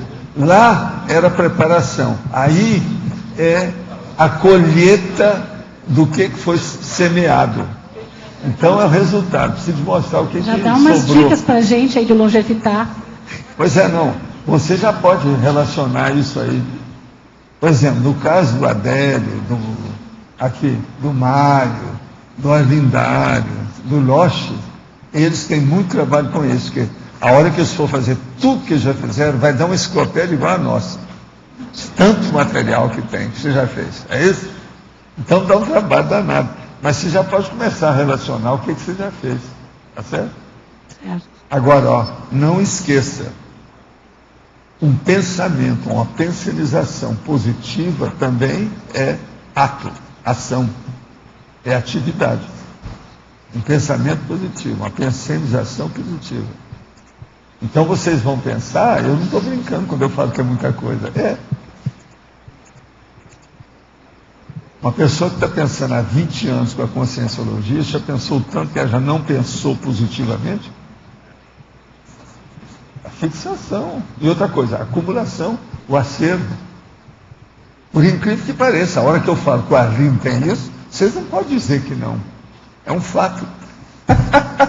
Até o Arlindo, até o Adélio e até o chefe lá em cima. Tá certo? Não, a Pilar nem se fala. E lembrar que a Pilar não é macho, é mulher. Isso ainda dá um galardão maior. Aqui, dá um galardão maior nela. E outra coisa, uma mulher alegre. Isso é muito importante. É pensar. Literalmente. Outra coisa, não é alegre de carnaval. Muito embora a gente esteja perto de fevereiro, mas não é. Fala mais essa questão da pensionização. Se for a pessoa pensa há 20 anos na conscienciologia. Não, pensa só. 20 anos na conscienciologia, os primeiros anos ainda estava muito renquen, fraquinha, etc. Mas pouco a pouco ela vai entrando. Agora, a hora que ela chega nesses meus cursos, palestras, as entrevistas, interlocuções, diálogo que nós temos, um monte de fato que acontece, que a gente está falando, não pensa mal dos outros, não pensa mal dos outros, não pensa em Lisa mal. Então, isso aí vai entrando na pessoa. Ela que tinha aquele monte de... Já teve cara aí, ó. Agora, recentemente, esse ano que passou, teve um que chegou para mim e falou, Zé Baldo, eu era o cara que tinha mais fantasia sexual. Comecei a ouvir o que você está falando, hoje eu não tenho mais nada disso. E outra coisa, parece que tirou um peso de mim. O peso estava nas minhas costas, aquilo saiu. Então você pensa bem, só de eliminar as fantasias sexuais de uma pessoa não é fácil. Agora, ó, a hora que ele me falou isso, eu perguntei para ele assim, você ainda tem coleção de revistas da Dinamarca? Eu falei assim, não tem mais nada. O que você fez com ela? Eu queimei tudo. Para ele era bagulho energético. Você está entendendo? E outra coisa, essas revistas realmente eram bravas. São as tais que eu usava no curso de sexomática. Elas são difíceis, tem que saber mexer com isso. Então você veja, só esse caso já mostra um aspecto disso. E aqueles outros, por exemplo, o cara que tem inveja. Aquela mulher, por exemplo, uma que eu vi lá, ela era do estado de São Paulo, lá do interior. O processo de inveja dela. Era uma coisa de doido. Ela, com o tempo, começou a trabalhar aquilo e começou a dissecar o processo da inveja dela, porque que ela tinha, a situação toda. Quando ela fez isso, a vida dela começou a melhorar tudo. Quando ela foi falar comigo, falou assim, melhorou tudo. Então, você veja, isso tudo é um acervo, uma acumulação de pensionização positiva. Agora, são pensionizações cosmoéticas. Essa que é a saída. Pensênios cosmoéticos acumulados. A acumulação disso aí. Agora aqui outra pergunta. Qual o peso que o transmentor teve na orientação do curso intermissivo realizado pelo pessoal ressomado na década de 70? Olha, eu não sei porque eu nasci em 32. Eu não estava lá, eu acho que essa eu saí com elegância. Não, eu saí com elegância dessa aí, você não pode falar nada. Está muito elegante, com uma racionalidade enorme. Né? 1970, 32, você pensa bem, são 38 anos. E outra coisa, não posso falar, em 1970 que eu tive meu acidente, eu estava em coma. O senhor conheceu o desembargador Francisco Murilo Pinto, grão-mestre-geral do Grande Oriente do Brasil, que dissomou em 21 de janeiro de 2001? Não conheci. Eu não posso dizer nada sobre ele. Eu conheço de nome aí o caso aí da maçonaria, mas eu não sei não. Uma outra coisa, a última vez que eu tive contato mais sério com a maçonaria foi em Brasília, e tinha uma série deles lá, no Grande Oriente, aquela coisa toda. Agora, que eu fui trabalhar para ver a tal lugar lá que tinha a Câmara de Reflexão. Eu limpei o ambiente. E lá naquela ocasião tinha 14 lojas que tinha sessão lá dentro, no lugar que eu trabalhei. Isso foi a última coisa que eu mexi com maçonaria, direto, na prática. Eu já tinha deixado a maçonaria, porque eu fiquei na maçonaria uns 6 meses só. Não foi isso? Mas pode falar. Você pode falar que na taxologia, já na página 74, o item 4, roteiro. 4, roteiro. Isso é na pré-entrevista. Os temas fundamentais, as perguntas-chave abertas, semi-abertas ou fechadas. Aqui é aquilo que eu estava falando com o nosso amigo ali, o Adélio. Então, os temas fundamentais, as perguntas-chave. Agora, veja, a pergunta-chave aberta, a pergunta-chave semi-aberta e a fechada. Vê se vocês entendem isso. O problema é seu. O problema é seu. A pergunta é sua, não é minha. Mas como são as perguntas abertas, semi-abertas e fechadas? Não, o problema todo é esse. Uma pergunta aberta é a hora que o processo serve para todo mundo. Uma semi-aberta que mexe mais ou menos com a especialidade da pessoa. Agora, uma fechada é aquilo que eu não entendo o que é com ele. É uma coisa ou outra. E ele não entende o que está com ele. Ele quer saber, ele quer definir. Às vezes tem estudo. Então é um processo, às vezes, bem fechado para a compreensão da pessoa. Entende? Agora, aí o evoluciólogo, ele esclarece isso tudo. Agora, seria bom vocês verem aqui a pré-entrevista, a entrevista e a pós-entrevista. Inclusive você, Jussara, que perguntou, você deu aqui a pós-entrevista? Olha bem. Organização, reflexão, divulgação. Isso é a pós-entrevista. 3, a metodologia. Entrevista não estruturada, semi-estruturada ou estruturada. Doravante vocês vão ter essas entrevistas, tudo super estruturada, vão pensar demais no assunto, vão fazer um tratado antes de fazer a interlocução. É ou não é? Pensa bem como é que vai ser. Tudo bem. Eu queria perguntar se uma consciência tendo uma expansão de consciência, uma extrapolação de cosmoconsciência, se ela pode desencadear essa entrevista de cá para lá. Como se estivesse chamando, não é bem isso, né? Mas ela, não comandar o processo, mas iniciar o processo da entrevista. Olha, entrevista com o evoluciólogo, quem manda é ele. É bobagem querer daqui de baixo fazer um negócio em cima, não dá. Um negócio de cima para baixo, fim de papo. Não tem outra chance, não. Agora, é lógico, se o cara começar a se lastimar, chorar igual gato lá em casa, toda hora chorar igual criança, possivelmente ele vai ser atingido de algum modo, né? Vira o jeito. Não, vamos atender que o cara está muito carente. Dá um jeito. Então eles dão lá uma colher de chá. Mas então, ou uma bacia, né, de leite. Desde que você tenha. Entendi, mas desde que você tenha. Peraí, Adelson. Desde que você tenha conseguido com esse choro, aí, vamos dizer, chegar mais ou menos no nível de ouvir isso. Agora, ó, tem uma coisa muito séria nisso, viu?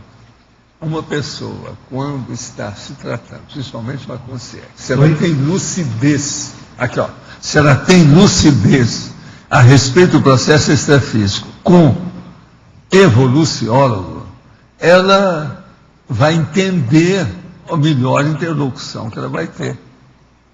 Ela não vai querer passar o carro na frente dos bois.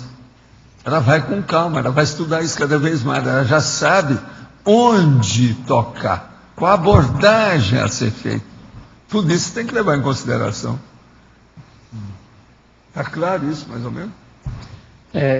Dando continuidade nessa questão que o senhor coloca ali na fatologia, o questionário específico para entrevista, né? Quando tem esse questionário, tem a pré-entrevista, lógico, a entrevista, mas o questionário fica mais fortemente na pré-entrevista, né? Você define o teu questionário de perguntas ou de relações. Mas é que a hora que você chega aqui, a pré-entrevista já foi para o espaço. Quer dizer, literalmente, ela está no hiperespaço. Tá certo? Não, O problema nosso agora é pensar no que nós estamos fazendo para chegar na pós-entrevista. Não, ou então assim, eu quero fazer uma entrevista, eu quero ter uma entrevista com um evoluciólogo. Vamos supor, a meta agora? Agora. Então, você não quer nada, então te vira. Você me fala qual recurso que você arranjou. O que você tem para apresentar? Não, lógico, a intenção. Qual é o seu cadastro, o seu BO? É BO ou é FEP? A primeira coisa é a intenção, né? A vontade. Então você estabelece essa meta de ter a entrevista. Então a primeira coisa, é bom se abordar o seu amparador da TENEPS.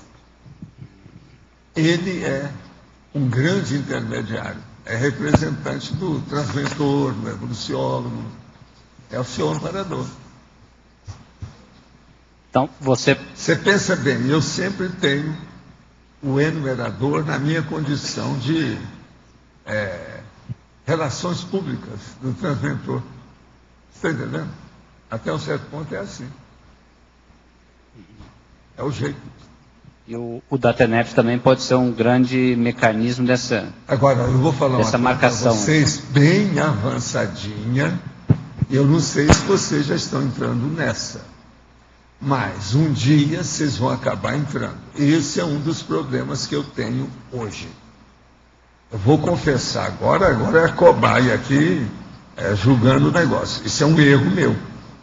Vou falar bem claro, mas é um erro avançadinho, aguçado e sério. Eu, às vezes, estou trabalhando com as minhas coisas de uma tal maneira que, às vezes, eu fico muito envolvido com o meu trabalho mental somático. E o ambiente meu, quando eu fico, por exemplo, sozinho, durante o jeito que estava esses dias, tudo sozinho, só aquilo, eu fico de uma tal maneira que eu vou mais para lá do que para cá. Mas o trabalho rende muito mais. Mas, por exemplo, às vezes, eu esqueço do meu dever ou obrigação de fazer o rapport inicial da minha atividade. Então, por exemplo, eu posso chegar e começar a trabalhar no computador e até esqueci que eu devia ter exteriorizado a energia, visto as coisas como é, porque isso é meu hábito e é o correto nessas condições. Agora, que eu já estou mais para lá do que para cá, isso tudo ficou secundário, banal. Não interessa muito, mas eu considero isso um erro. Você entendeu como é que é? Parece que eu estou menosprezando a assistência que eu tenho.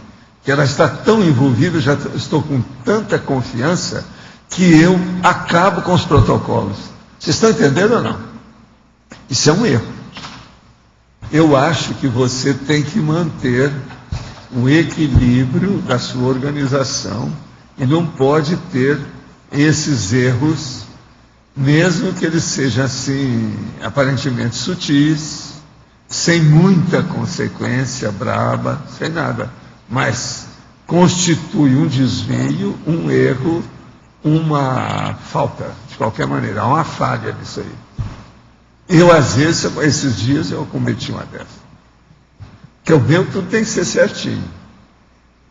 Eu trabalhei mais ou menos uns 45 minutos e não tinha feito nada. E está vindo tudo bem. Olha para ele, não, vamos parar aqui agora, deixa eu trabalhar com energia e tal. Nesse caso... Quer dizer, com isso, eu estou muito mais por dentro do processo de equilíbrio dele do que fora. Só de eu reconhecer isso, já mostra um nível mais avançado. Mas agora é uma vergonha a hora que eu cometo uma coisa dessa. Que às vezes isso aí seria o preâmbulo do trabalho. Você sabe, eu trabalhando nas minhas coisas, a hora, por exemplo, que eu ponho um FAD, eu trabalho já com milhares de páginas. O computador meu, que é muito rápido, mesmo assim ele demora alguns segundos para chegar lá. Aquele segundo que eu estou esperando as páginas passando lá, até chegar, eu estou na página 1. Eu coloquei lá. Coloquei o 5F5, 1, coloco, foi para a página 1. Agora eu quero ir na página 7.177. Aquilo custa. Aquilo não vai assim. Nesse período, eu divido, exteriorizar a energia. Para aproveitar meu tempo que está ali. Agora não, isso tudo foi passando. Entende? Eu não permito a nuance de um erro desse. Esse aqui é um erro nuançado. Praticamente insignificante, mínimo, mas é um erro. Como é que a gente poderia chamar essa fase de preparo pré-atividade? Como é que poderia... mais ou menos é isso. Eu já expliquei isso aqui, né? Muitas vezes. Em toda atividade intelectual mais séria. Maior, mesmo que eu esteja sozinho, eu faço isso. Se eu mudo, se há uma continuidade diferente, eu também mudo. Eu também faço isso. Basicamente é o trabalho energético. Perdão. Seria o trabalho energético, o foco da atividade e o link com a equipe extrafísica, mais ou menos isso. E outra coisa, eu não preciso daquilo nada, porque eu já tenho a confirmação, por causa do banho de energia, que eu sinto assim ininterrupto. Entende? Agora, eu acho que do meu lado é como se fosse uma falta de protocolo. Você está entendendo o que eu estou falando? Eu saí do protocolo. Querendo ou não, onde é que você pode viver sem protocolo? Por exemplo, perante a consciência livre, você não vai ter protocolo? Vai ter sim. É inevitável. Você já pensou? Você vai encontrar uma consciência livre. E aí você começa a falar sem parar. Tem um protocolo. Então, tem um modus vivendi também com a multidimensionalidade. É isso que eu quero chamar a atenção para vocês. Agora veja, eu com toda essa minha experiência eu erro. Eu espero que isso não aconteça com vocês. Tá. Isso é até uma dica na entrevista, você ficar mais quieto, ouvir mais. Mas isso é que eu vivo falando. Quando o negócio é de receber, você escuta mais do que fala. Quando o negócio é de doar, você fala mais do que escuta. Isso faz parte. Uma outra coisa, quando você doa, você expõe mais do que pergunta. Quando você está recebendo, você pergunta mais do que expõe. A exposição aí é a resposta, ou o conjunto de respostas. Gente, nós estamos dissecando o processo da interlocução, vocês estão vendo, né? Mais do que isso não é possível. Agora, a interlocução aí no caso é a para-interlocução. Mas, Valdo, você está falando desse aproveitamento do tempo quando você está escrevendo.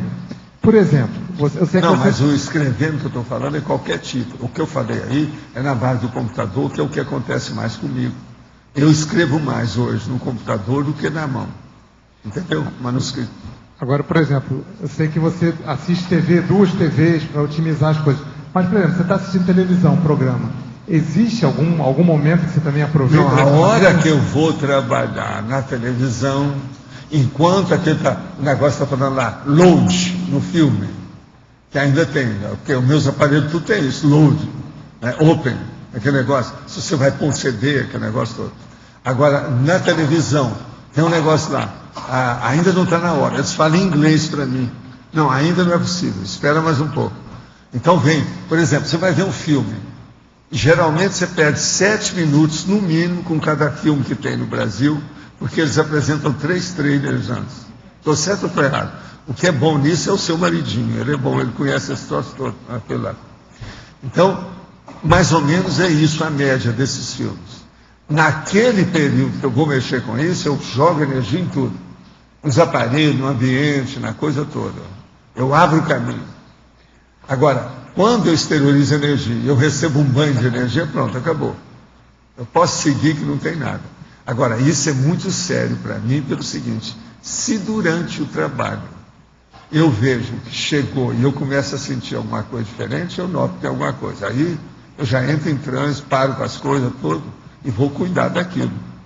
Sempre, para mim, a coisa mais importante é o trabalho extrafísico. Entende? Há muitos anos que é assim.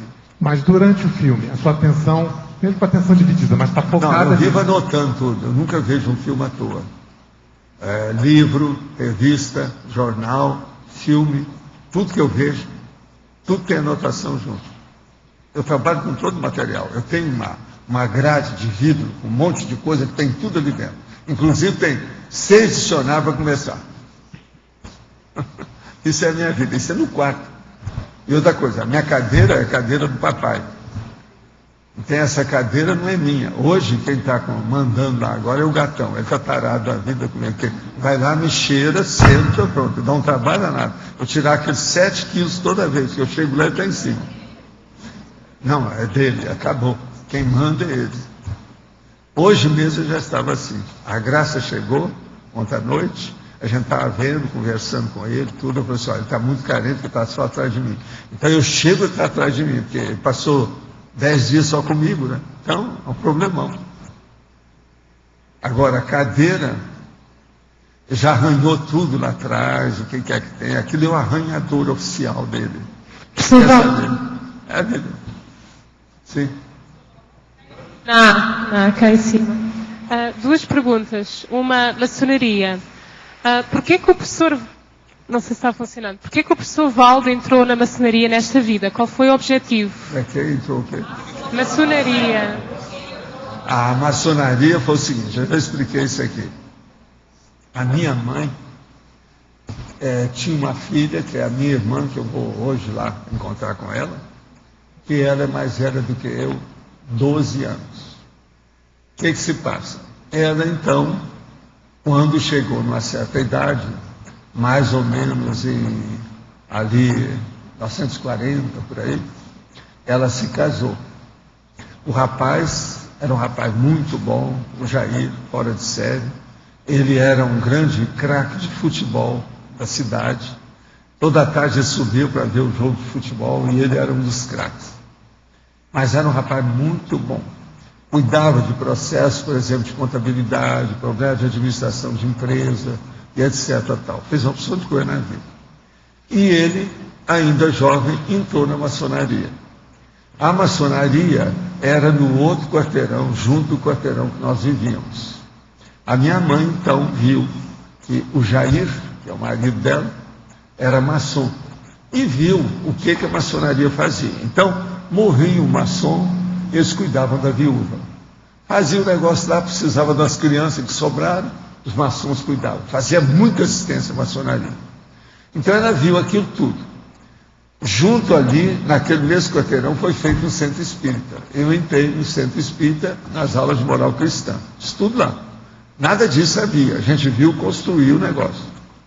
Agora, quando eu criei uma certa maioridade, lá pelos meus 15 anos, que eu comecei já a trabalhar, aos 16 já tinha carteira assinada para pagar meus estudos, eu já não morava mais com a minha família, eu morava separado na universidade. Eu tinha um quarto na universidade, eu era o único que morava lá dentro. Então, a partir daquilo, ela falou assim, ó, você vai crescer, para eu ficar tranquila com você, seria bom você entrar na maçonaria. Você veja bem como é que é bom. A viúva que eles atendem, a assistência que faz. Eu vou ficar muito tranquila se você fizer isso para mim. Você vai ficar igual o Jair. Eu falei assim, olha, eu vou entrar, mamãe, mas tem uma coisa. Eu conheço tudo a maçonaria. E o que eu faço, eu tenho um monte de amigos lá de dentro. Eles mesmos vão achar que a maçonaria, no meu caso, é pequena, em vista dos trabalhos que eu estou fazendo na minha idade. Porque eu já trabalhava na opção de coisa, inclusive, da maçonaria de Uberaba. O Instituto dos Cegos do Brasil Central era da maçonaria. E eu ajudava os processos, porque tudo eram meus amigos espíritas que eram maçons. Aí ela falou assim, não, mas eu insisto com você, entre na maçonaria. Então, a hora que chegou a minha idade, eu cheguei, apresentei lá um amigo meu, a hora que eu falei, todo mundo queria que eu entrasse. Eu entrei então, fui aceito imediatamente, e aí eu comecei a expor os processos da maçonaria. Eu falei assim, ó, você é maçom de muitas vidas, já sabe tudo aqui, tudo que precisa. Eu falei assim, olha, eu agora então vou pedir o meu kit place, o placé, entende? Para sair. 6 meses depois, então, eu pedi o kit place. Eles me deram, mas veja, eu continuei trabalhando com eles, tal, com a situação toda. Mas eu não frequento a maçonaria, depois de 6 meses não. Agora, eu saí como mestre maçom só. Eu não cheguei até os finalmente, nada disso, porque eu não tive nem tempo, 6 meses só. Eu me tornei mestre maçom. Você está entendendo? Eles tinham... Agora, isso foi a minha mãe. Agora, você sabe, eu recebi também o pedido do meu pai. Meu pai chegou para mim e falou assim, olha aqui, você tem muita capacidade para as suas coisas, vai estudar muito, e você nasceu para isso. Isso é o meu pai falando para mim.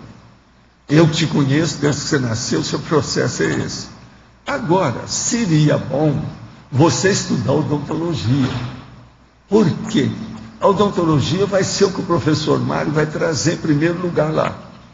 Você faz odontologia, você já tem um consultório que é o meu. Se você vir para cá, já fica tudo arrumado, a gente fica tranquilo a seu respeito. E eu tinha 2 irmãos que eu tinha que cuidar, fora a minha mãe, né? Que era o mais velho da turma. Então, o que eu falei com ele? Falei assim, ó, meu pai, então, se é assim, eu vou fazer odontologia, com uma condição.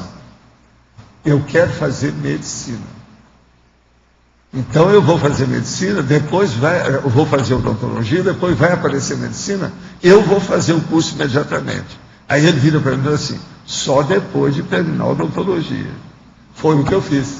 Fiz tudo que meu pai pediu. Fiz tudo que a minha mãe pediu e cuidei da minha vida. Você está entendendo? Esse foi o motivo da situação. Agora, ó, são todos os extras da vida, aquilo que eu chamo de bico.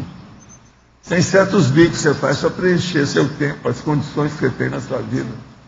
Então, eles, lá na maçonaria, eles tinham muito para psiquismo, para ver que o professor Valdo já tinha sido maçom várias vidas. Eu fui aceito na maçonaria por unanimidade.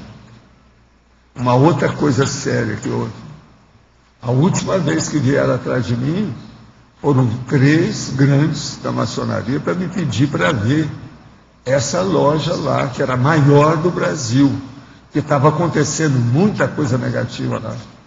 Então ele sabia que eu mexia com energia desde quando eu fui iniciado na maçonaria. Agora você pensa bem, quantas décadas depois, o povo não esqueceu. Eles vieram atrás de mim. A hora que eu cheguei em Brasília, eu falei assim, nós temos um negócio para você fazer aqui. Aí eu fui lá, trabalhei, limpei o ambiente daquilo que eu achei. Agora, a coisa mais absurda que eu achei foi isso. Aonde estava o nó górdio do desequilíbrio na loja toda, foi justamente na Câmara de Reflexão. Que aqui não divide tempo. É a pior que havia. A Câmara de Reflexão, geralmente, uma maçonaria, às vezes tem a água correndo, tem aquela coisa toda para a pessoa ficar lá. Ela pode escurecer, fica numa penumbra, do jeito que ela quer, para pensar. E ela decidir as grandes decisões dela. Até um certo ponto parece com os nossos laboratórios. Entende? Isso é Câmara de Reflexão. E foi nela que eu vi que estava carregado o processo. Era o núcleo patológico do processo da loja.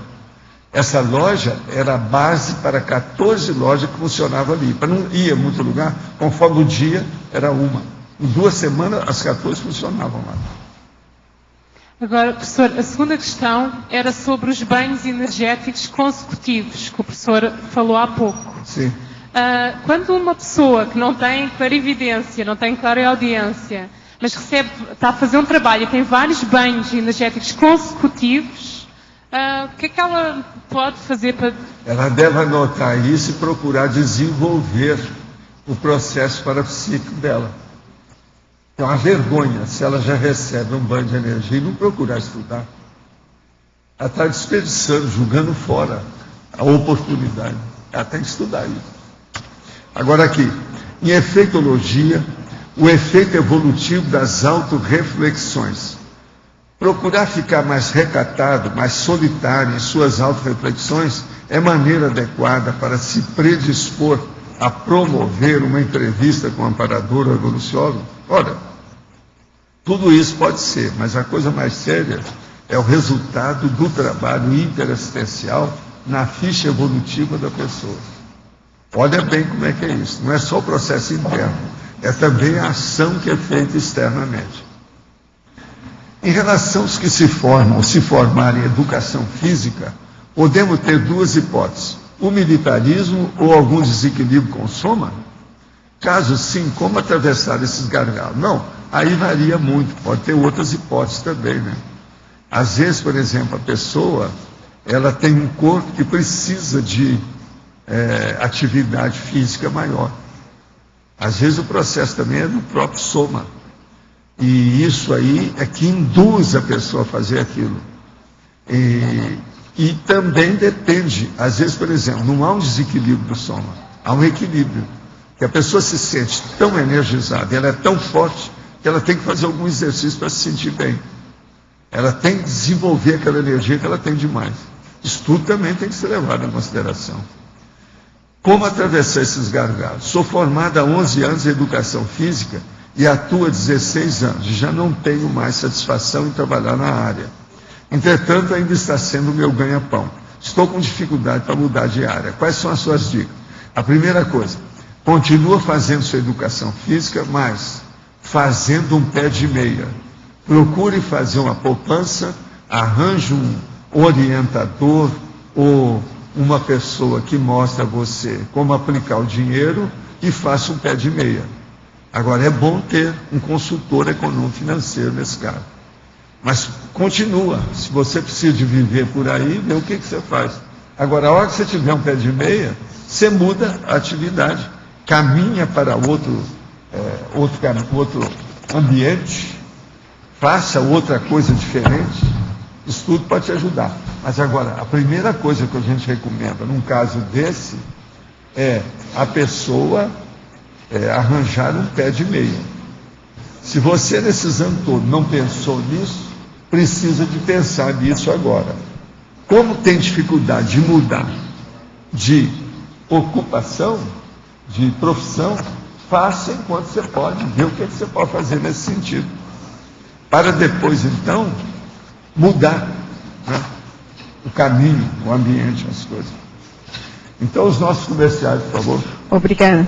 As pontuações da tertúlia de hoje foram 205 assinaturas no livro de presença, 44 perguntas presenciais, 18 perguntas respondidas online, 46 votos presenciais, 11 votos online.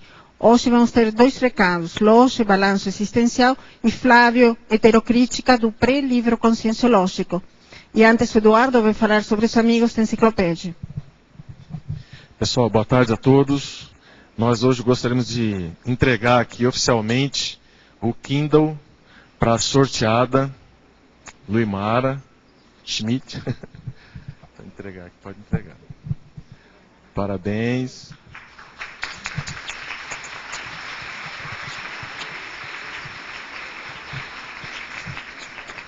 Obrigada.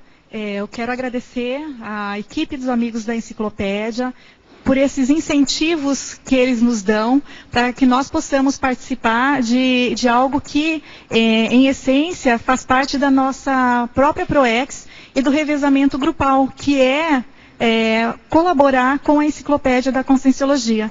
Então, eu gostaria de convidar a todos os colegas intermissivistas que também queiram participar para contribuírem com o programa Amigos da Enciclopédia. Obrigada. Obrigado. Parabéns.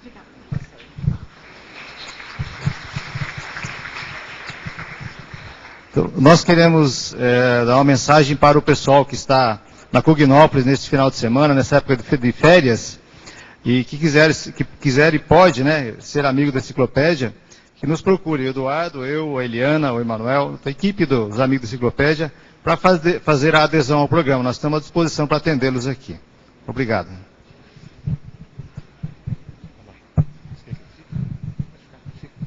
Pessoal, boa tarde. Nós gostaríamos aqui de aproveitar para convidá-los para o curso Balanço Existencial, que ocorrerá em março próximo, entre os dias 5 a 8. A proposta do curso é ajudar a pessoa a fazer um inventário sobre a sua própria vida, levantando seus erros, omissões, acertos, realizações, conquistas. E a partir daí estabelecer um saldo sobre a performance que ela vem obtendo na execução da sua PROEX. E com isso, poder fazer um planejamento para os próximos anos. O curso já está na sua 9ª edição e tem vários cursos dentro dele próprio. São várias atividades com o objetivo de auxiliar a pessoa nesse intento de fazer o balanço existencial. Só para a gente dar aqui alguns destaques, nós vamos ter durante o curso o campo proéxico, que é a instalação de um campo parapsíquico com o objetivo de acessar informações do curso intermissivo, com a professora Marina Tomás e o professor Pedro Fernandes. Nós vamos ter também a conferência Recim-Proexológica com o professor Djalma Fonseca. Nós vamos ter a conferência Autossuperação através da Dessomatologia com a professora Vera Hoffmann. Vamos ter autossuperação no binômio Doença Física e Saúde Consciencial com a professora Bárbara Cioto. Um quadro também que vem ocorrendo todos os anos do Balanço, o Talk Show. Esse ano vai ser com o professor Mário Oliveira, onde toda a turma vai entrevistá-lo sobre as questões pessoais da vida e a questão da PROEX. Teremos também uma oficina de consciencioterapia e PROEX, coordenada pelo professor Leonardo Paludeto, juntamente com uma equipe de consciencioterapeutas, e isso ocorrerá, essa atividade, direto no campus da OIC. E, para dar mais um destaque, nós teremos a conferência do professor César Cordioli sobre análise comparativa da Série X pessoal. Então, O curso tem uma série de atividades com o objetivo da pessoa fazer esse balanço. E no último dia, logo após o curso, nós vamos ter o jantar, que é o primeiro encontro dos amigos da enciclopédia. O professor Eduardo aqui vai dar mais detalhes. Pessoal, nós fizemos uma parceria com a Apex e esse vai ser o primeiro encontro depois de 7 anos de trabalho, de doações dos amigos da enciclopédia. Então nós queremos fazer realmente uma grande noite, um jantar especial, vai ser no Hotel Bourbon, aqui na Avenida das Cataratas. E nós gostaríamos muito que os amigos estivessem presentes, principalmente as pessoas que são de fora também, que vêm pouco a Foz do Iguaçu. Esse é o nosso convite especial para você que mora fora de Foz, vir participar do balanço, participar da semana da Max Proex Grupal, entrar nesse holopensene do processo da autossuperação, que é uma das questões fundamentais dentro da conscienciologia, e então participar com a gente desse encontro. Nós lembramos também que na quarta e quinta-feira, dia 9 e 10 de março, nós teremos as oficinas da enciclopédia, que também serão oficinas gratuitas para quem é amigo da enciclopédia. Mais informações vocês vão ter com a gente durante esse mês de janeiro, e será fundamental vocês deixarem um nome e enviar por e-mail a sua confirmação com a sua presença, tanto para o jantar quanto para as oficinas. Obrigado. Boa tarde. Em nome do CAEC e da Editares, eu gostaria de convidar a todos aqui para o curso Imersão em Heterocrítica em Pré-Livro Conscienciológico. Esse evento vai ser uma discussão do livro da minha autoria, que é este aqui, se chama Teáticas da Invexologia, Otimizações e Evitações da Técnica da Inversão Existencial. Vai ser uma oportunidade de todos aqueles que estão interessados na escrita de um livro, processo de revisão, processo da própria invexologia, que é o mater pensende da obra, de debaterem e verem como é que é os bastidores de uma escrita, de uma obra que ela ainda não está pronta. O curso vai ser no dia 5 e 6 de fevereiro, que é o primeiro final de semana desse mês de fevereiro. Ele vai ocorrer aqui no CAEC, no auditório do Holoteca, no dia inteiro, sábado e domingo, e todos estão convidados. A pessoa que vier para o curso vai receber, como parte do evento, uma obra igual a esta, tem 540 páginas, para poder ler, revisar, debater, rabiscar, depois devolver para a gente, e a gente vai aproveitar essas revisões, essas contribuições na publicação. Então, quem vier para o curso vai ter oportunidade de colocar o seu dedo, colocar a sua contribuição mental somática numa obra que vai ser publicada aí e vai ficar para a eternidade, a gente espera. Então, estão todos convidados, maiores contatos na recepção do CAEC. Obrigado.